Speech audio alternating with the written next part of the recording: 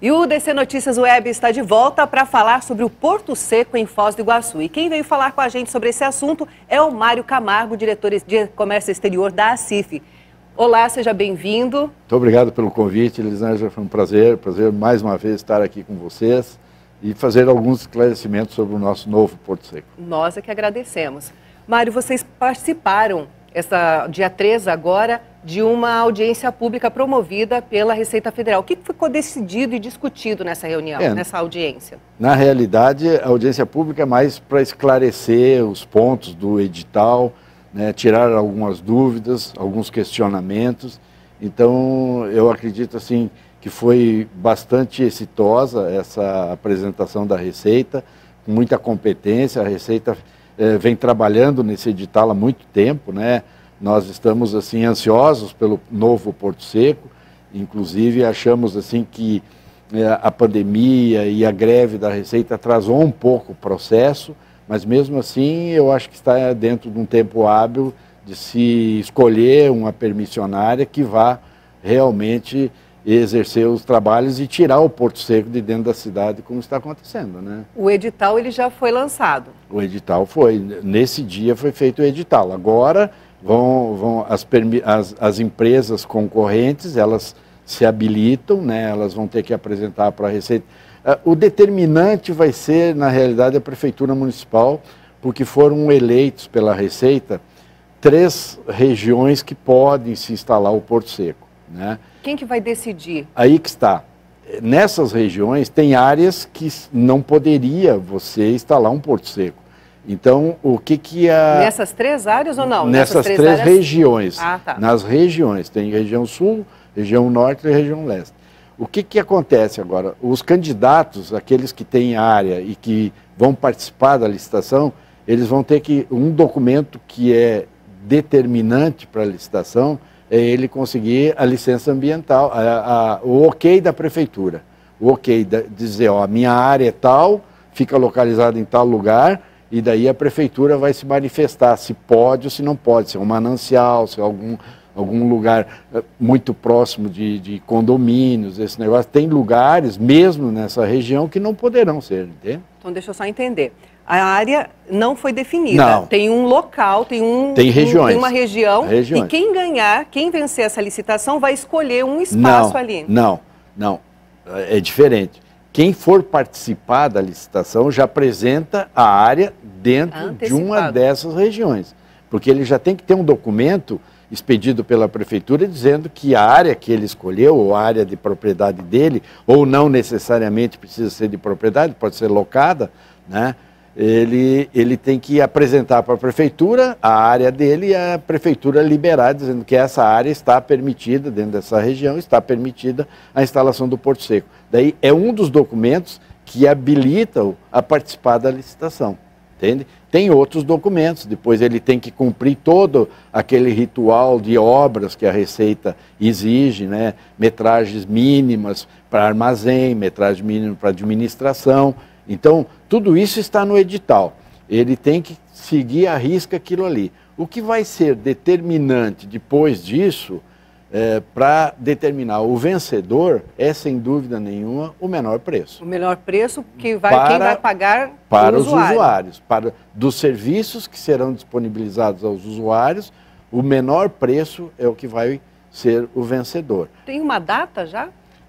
O que nós conversamos, inclusive na audiência pública, foi falado pela Receita, é que se não houver muita judicialização no processo, porque normalmente quem perde recorre para a justiça, aquele negócio, mas é um processo assim que a Receita está preparada para responder. Então, se não houver muita judicialização e se o processo for mais ou menos rápido, eu acredito que em julho, pelo menos foi o que foi previsto, que em julho já estaríamos assim com o vencedor da licitação e aptos para assinar o contrato com a Receita e iniciar os trabalhos. Tem 1 ano e 8 meses para executar as obras, né? E o prazo de validade é por 25 anos a permissão. Porque hoje nós temos um Porto Seco que é concessão, é um pouco diferente. Qual é a diferença da permissão e concessão? A concessão, a área é da União. Por exemplo, essa área onde está o Porto Seco é da União. Ela cedeu para a Receita e a Receita fez a licitação. Agora, não é a área da União, é a área privada. Pode ser, então, que o processo seja mais rápido? Acredito que pode ser, entende? Acredito que pode ser. E outra coisa, tem metragem mínima, nós, inclusive, como usuários, eu sou despachante aduaneiro, e nós temos dentro do Porto Seco, uma área que é disponibilizada para os despachantes e para os ajudantes e para os agentes de transporte para fazer o corpo a corpo com o motorista, com os órgãos que intervêm, a Receita Federal, Ministério da Agricultura. Muitas vezes nós precisamos fazer essa interlocução. Então, ali tem uma área. A área que disponibilizaram para nós agora é uma área muito pequena, no meu entendimento, porque nós somos em mais de 200 despachantes, tem agentes de transporte e está previsto ali 250 metros quadrados. Mas tem uma negociação? Dá para fazer uma negociação? Aí que está. Nós tentamos fazer assim, colocar que poderia ser uma área maior, mas aí você vai mexer em toda a estrutura do edital, né? E aí mexeria no preço mínimo também, porque vai exigir que o vencedor aumente a área construída, né? Então, nós entendemos que isso aí nós podemos negociar depois com o vencedor, depois do edital a gente mostrar custo-benefício, porque os despachantes e os agentes de transporte, ou os transportadores, eles são, na realidade, parceiros do Porto Seco, né? Então, nós que trouxemos também o movimento para o Porto Seco. A gente pode fazer uma negociação, porque nós precisamos ter um ambiente, né, salutar para se trabalhar. Não necessariamente, veja bem, você não vai abrir um escritório dentro do Porto Seco. Você vai ter uma frente avançada do teu escritório. É uma estação de trabalho onde ficam alguns colaboradores que fazem essa interlocução com os órgãos ali, Receita, Ministério da Agricultura, Ministério Anvisa, né, a própria Multilog. Então, nós precisamos desse espaço. Agora, o espaço de cada escritório, isso sim, isso é fora do Porto Seco, daí a gente tem o nosso escritório. O Porto Seco ele vai ser definido perto das margens, ali as margens da BR-277, perto da perimetral, para ter um fácil fluxo É uma das regiões, o norte também, o norte, próximo do lago, porque nós temos que entender que estamos em vias de concluir, o EVTEA já foi concluído, mas estamos em vias de concluir o processo de expansão da ferrovia de Cascavel até Foz do Iguaçu. Isso também vai ajudar bastante, vai né, ajudar. o transporte de carga. Então, e isso aí, pelo estudo que foi feito, essa ferrovia ela vai chegar pela região norte, lá em cima. Se você tiver o Porto Seco mais próximo, porque a ideia, inclusive nós criamos, a CIF lançou o Filmes, que foi um evento que nós fizemos o ano passado, que é uma gestão integrada de fronteira, onde nós faríamos a união dos 4 modais, o rodoviário, o hidroviário, o ferroviário e o aéreo. Então, um fácil contato de um ou outro modal, entende? Isso facilitaria a gente desenvolver um comércio exterior como nós queremos, o maior centro logístico da América Latina, e é isso que nós queremos fazer aqui. Uma hidrovia nós já temos praticamente habilitada para navegar até o Tietê, né, a montante de Itaipu. Nós temos uma ferrovia chegando. O que vai depender? Vai depender de demanda, vai depender de você ter as demandas para que as coisas possam acontecer. Ninguém vai se instalar com uma hidrovia, num porto hidroviário, se não houver demanda, né?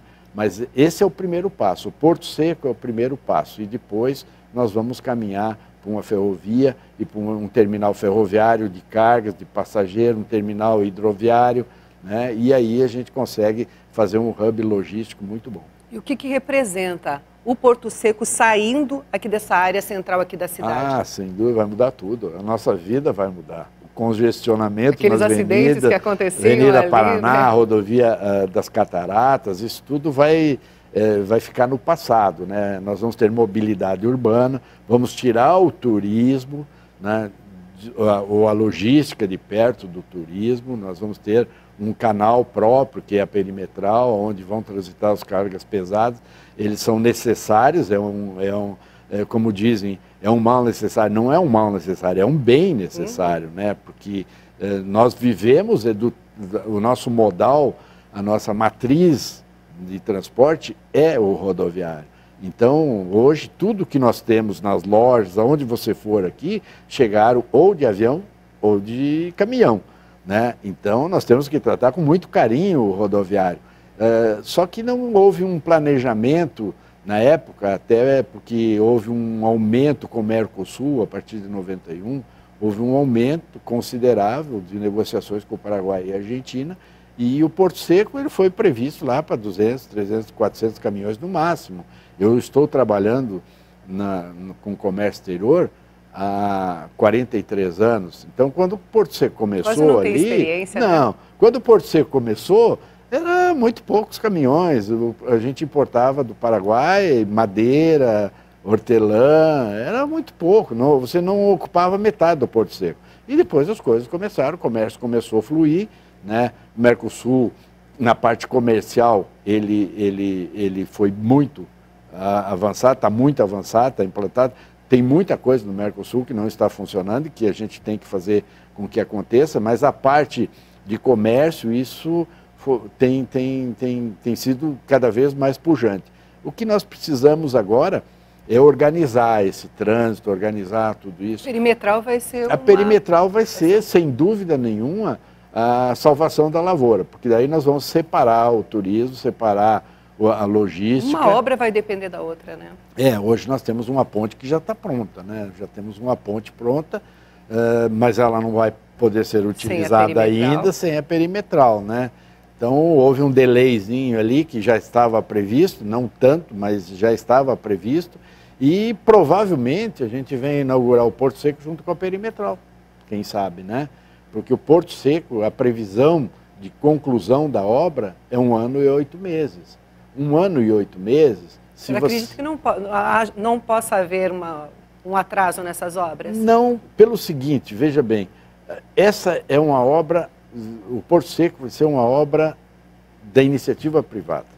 Iniciativa privada... Ela quer para já, né? Não tem muito essas amarras do poder público, que tem que fazer licitação, que tem que isso, tem que aquilo. A iniciativa privada, e tem outra, você começa a trabalhar num turno de 8 horas. Se você vê que precisa mais, você trabalha com 18 horas, e se for o caso, trabalha 24 horas, exatamente. Entende? Os portos trabalham 24 horas. Então, se você tiver a necessidade de acelerar a obra, você tem condições de fazer isso, porque você tem essa disponibilidade. No poder público já tem um pouco de amarra. Então, essa é a vantagem da permissão com relação à concessão, entende? E a obra vai ser de mais de 300 milhões de reais. Mais de 300. Economicamente para a cidade também vai agregar muito mais para a cidade. Com certeza, mais de 300 milhões, uma área no mínimo de 250 mil metros quadrados. Então, imagino que todos que apresentarem área vão apresentar áreas maiores que essa, porque existe previsões ali de pulmão para estacionamento de caminhão antes da área alfandegada. Existe também a previsão de você ter uma área contígua que não seja alfandegada, né, para desenvolver outro tipo de trabalho, de repente armazenagem. E nós temos um projeto que a gente está trabalhando, que é a ZPS, Zona de Processamento e Exportação.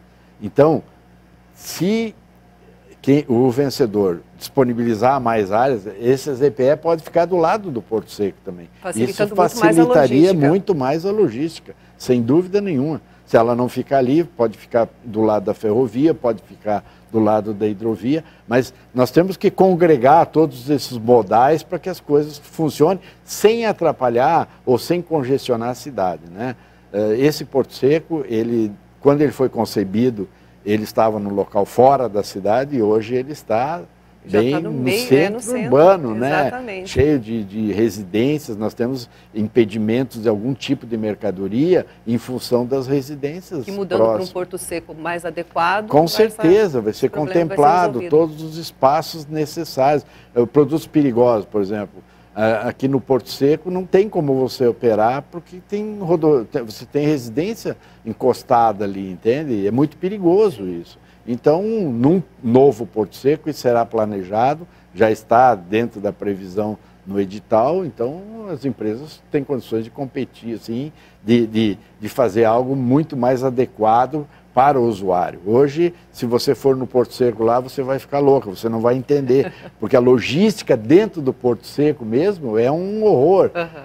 Os caminhões ficam no estacionamento lá em cima, se precisa o Ministério tirar uma amostra de um produto, o caminhão tem que descer, vir ali no Ministério, depois voltar de novo, sair do seu box, vir ali, voltar, congestiona com os caminhões que estão saindo. É uma loucura, né? Então, nós vamos ter, também não vamos ter fila de caminhão, nós vamos ter 6 gates de entrada, então isso vai facilitar. Isso que a gente vê na rodovia agora na BR-277, os caminhões esperando para entrar no Porto Seco, isso não vai ter, porque hoje nós temos uma entrada vindo da 277 e outra dos caminhões que vêm da Argentina. Nós vamos ter 6, tá? Então, com certeza vai fluir normalmente, sem problema nenhum. Mário, muito obrigado pela sua participação aqui no DC Notícias Web. Contamos com a sua presença muito mais vezes aqui no nosso jornal. Eu que agradeço o convite de vocês, me sinto lisonjeado, o DC para mim é uma referência, né?